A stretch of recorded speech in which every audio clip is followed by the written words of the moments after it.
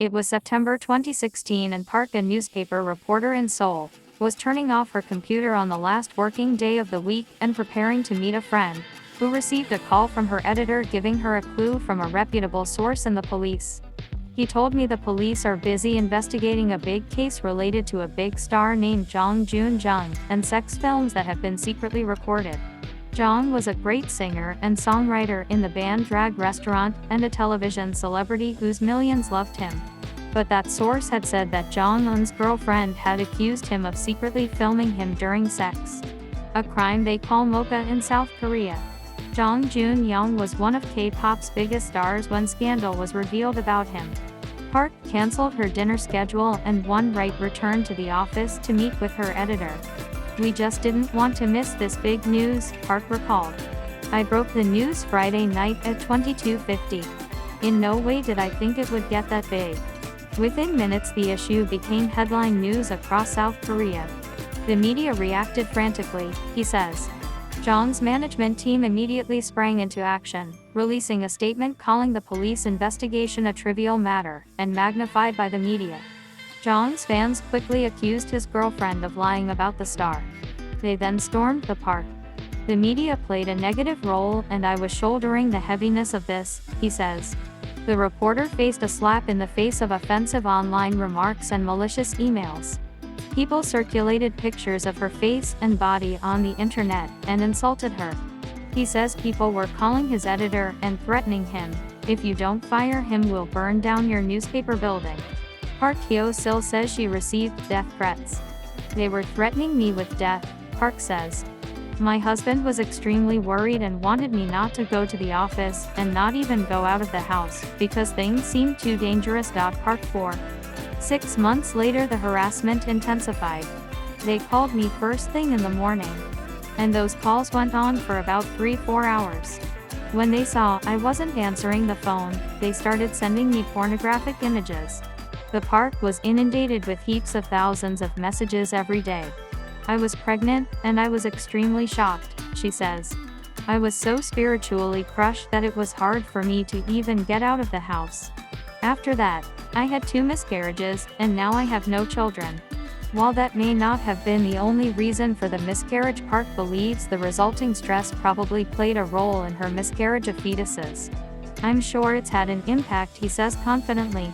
As Park was preoccupied with the aftermath of the affair, Kang Kyung-yoon, a reporter for the entertainment division of the CBS network, one of South Korea's largest media outlets, was preoccupied with researching several K-pop stars. He was about to finish what Park had started. When Jong was first questioned by police about Molpa secretly filming sex in 2016, he was asked to hand over his mobile phone to check the content.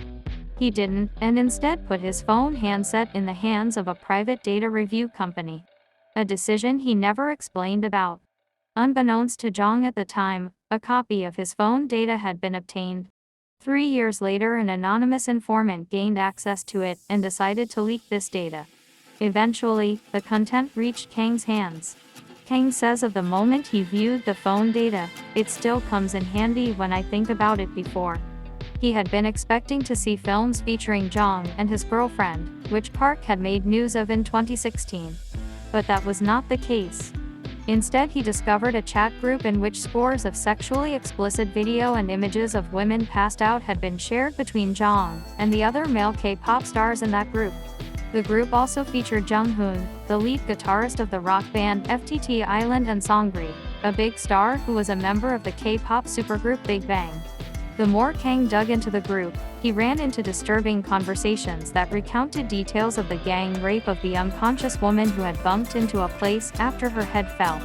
One of these men had admitted, "I was so scared yesterday. It was as if I heard his skull break."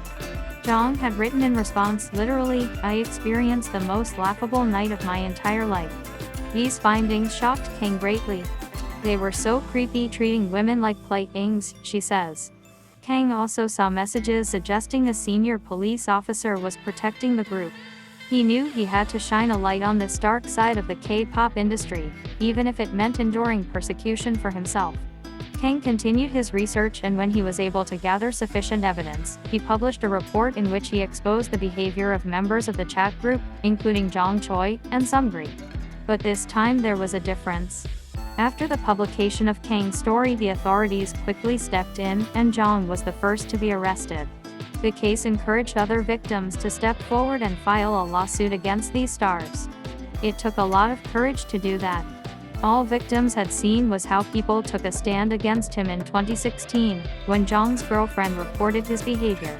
Many overcame the fear of being stigmatized and humiliated to file a lawsuit against these K-pop singers officially. But when justice was being served, the trolls incredibly subjected Kang to personal attacks.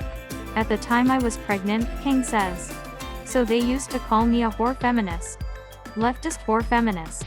In the nearly 5 years since my marriage, this was the first time I'd been able to get pregnant. So I was very scared lest anything happened to the baby. I felt terribly lonely and exhausted. Kang says they made shocking comments about her child that I can't even utter them. This campaign of harassment lasted 3 years, but he says I have no regrets about it. Joel Foing Hwang, an associate professor in Korean society and culture at Curtin University in Perth, Australia, says that in the K-pop stars expose, Park and Kang essentially experienced the same violence that had silenced victims who felt unable to speak out about it. Talking about gender inequality can be very divisive in South Korea, she says, and there was misogyny in the ventricles of what victims and reporters experienced. Fans approach her with flowers in hand as she performs at Seungri in 2013. Misogyny isn't just limited to men's statements about women, she says. Rather, it is a question that returns to the category of power and is an attempt to extinguish any gaze that considers all genders equal. Despite the personal harassment both reporters faced, Park and Kang feel that a cultural shift has begun in South Korea. Their courageous efforts sparked a debate about abuses of power in the entertainment industry, and calls for greater protection for women from a crime like molpas. Today, Kang is the mother of a daughter. He still suffers the unrelenting persecution he endured for his role in exposing the truth, but he hopes these efforts are a warning about how sex and power in the K-pop industry can cause corruption. We threw a little rock into a big pond, he says. Now conditions have calmed down. But I hope it stays in people's memory, so that if something like that happens in the open future, we can bring it up much sooner. Jong was sentenced to 5 years in prison for gang rape and secretly filming and publishing it, molpa. Choi was sentenced to 2.5 years in prison for his role in the gang rape. Seungri was convicted of providing prostitutes for investors' embezzlement, mocha, and incitement to violence. He was sentenced to 1 year and 6 months in prison on appeal. The senior police officer was cleared of all charges relating to members of the chat group. All of them have now been released.